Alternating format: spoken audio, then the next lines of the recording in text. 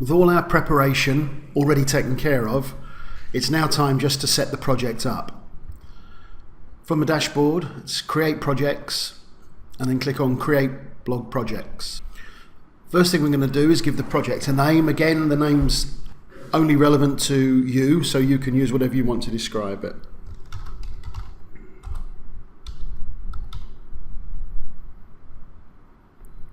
Okay, submission style.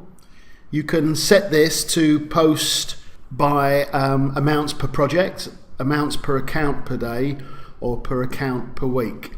So it's just a question really of how you want to distribute those posts across your accounts. All right, what I tend to do is use the post amount per project, and then when you look at the rest of the settings, I think you'll understand why. Okay, submit posts across accounts evenly or randomly. All this will do is, if it's evenly, is that it will start posting at the first account that you've selected and then go on to the second and the third and the fourth and so on. Randomly literally means it'll pick accounts at random. I tend to stick with evenly because I select my accounts that I want to post to quite carefully, and with randomly there is obviously the chance that you're going to be getting 2 or 3 or even 4 posts going to one account. It's unlikely, but because it's random, you're not in control, and I'd rather be in control of the way that things are posting. So they're my settings on the first tab, Project Details. Project name, post amount per project, submit posts across accounts evenly. Next tab is the schedule. 3 boxes here. First one is the number of days that you want to run the project for. I'll usually set this to 30 days. The project start date and start time give you the ability to set the project to start at some time in the future, as opposed to starting as soon as you've finished inputting the settings. Next tab, Accounts. Okay, here you're going to click on Add Accounts.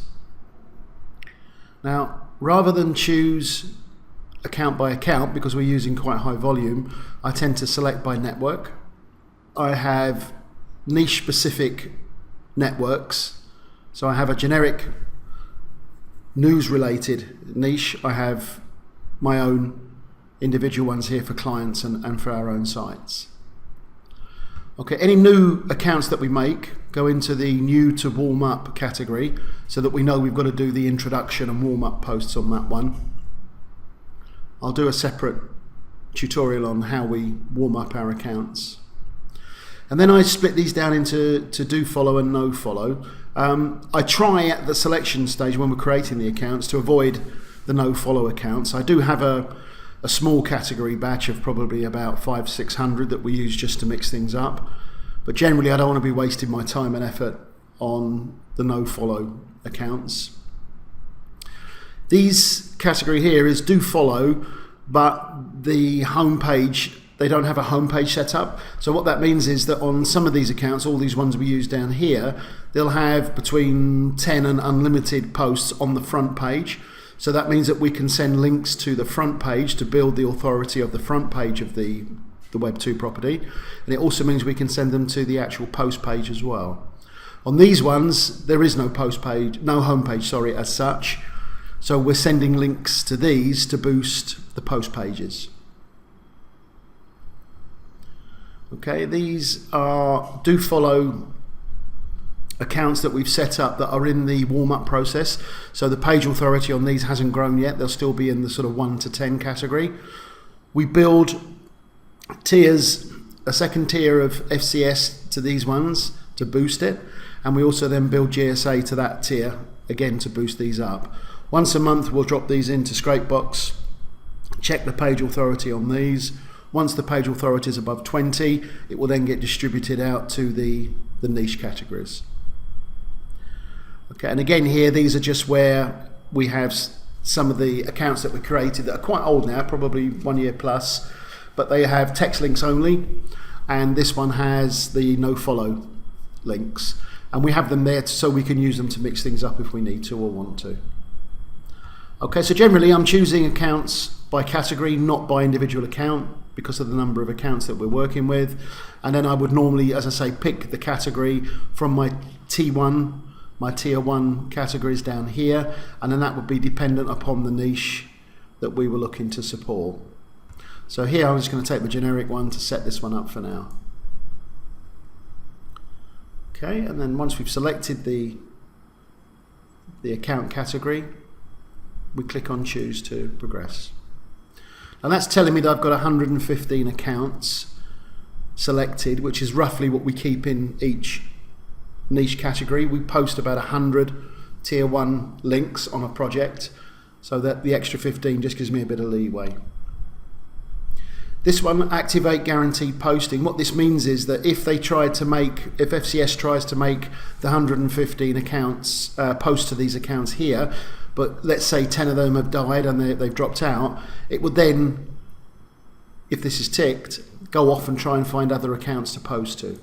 So you tick this, and then you can select the category that you want it to go to make up the missed posts.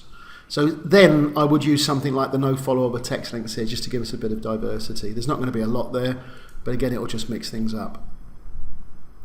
Okay, so these settings mean that I've got 115 accounts selected.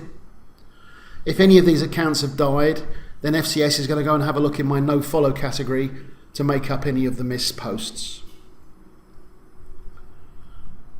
Next tab, articles content. This is where we're going to use the Spun article that we imported in the first video.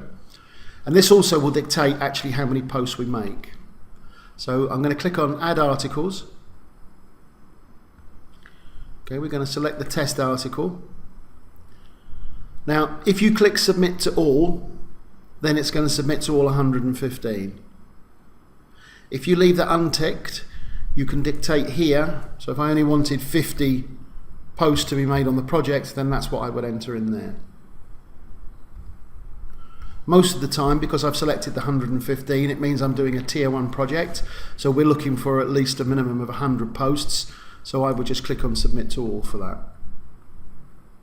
That would now submit to all the accounts that I've selected before.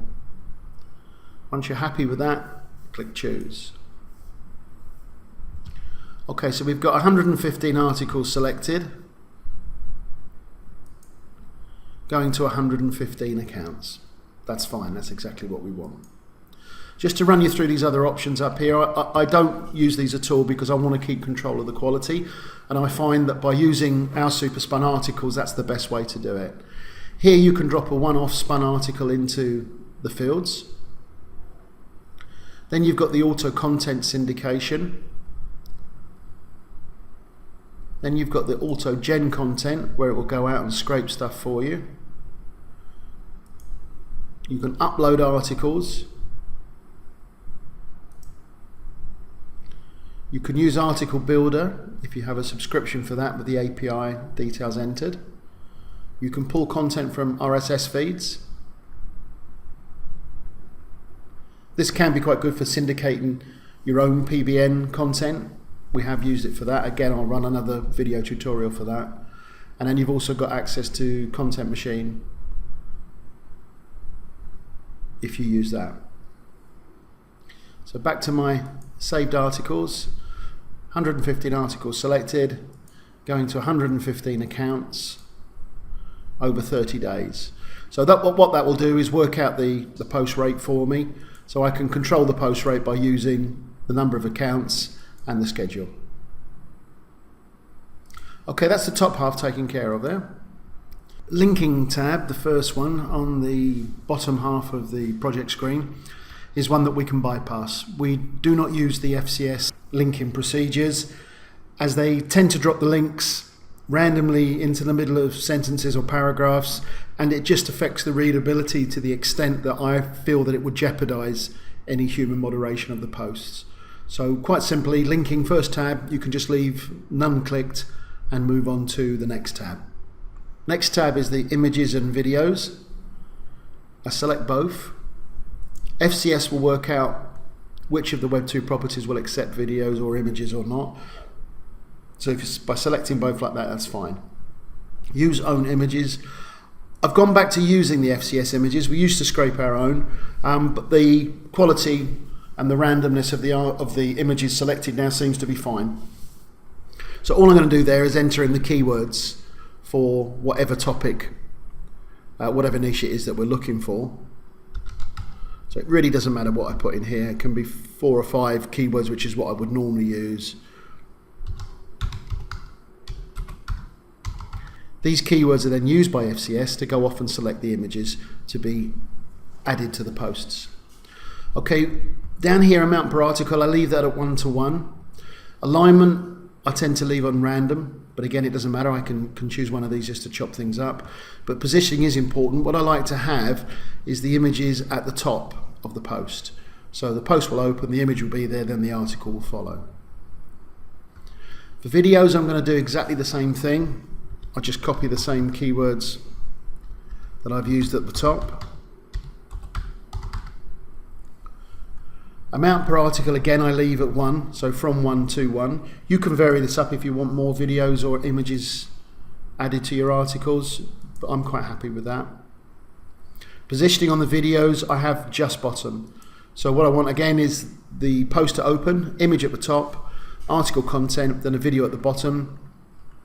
You do tend to get increased time on sites if you've got the video at the end. So people will read the article, and then if it's a relevant video, which it should be based on the keywords used to scrape the video, there's a good chance that you're going to get some extended time on the post. Okay, so to recap, select both images and videos. Don't use own images. Input the keywords for your niche, and positioning just top. Amount per article, I use 1 to 1, but you can vary that from 1 to 2, 1 to 3, up to you. Alignment, I tend to use random, but again, it's your selection, it doesn't really matter. Videos, use own no, same keywords as you've selected above. Positioning, which is the important part, just bottom. Amount per article, again, 1 to 1, I've selected, you can vary that. Okay, moving on to the next tab, blurbs. We use 2 blurbs. I'm going to use one blurb in the body of the article to put our link in, and then I use a second blurb to cover authority links, which we put into our articles. So the next thing you're going to do is select blurbs 1 and then choose your blurb.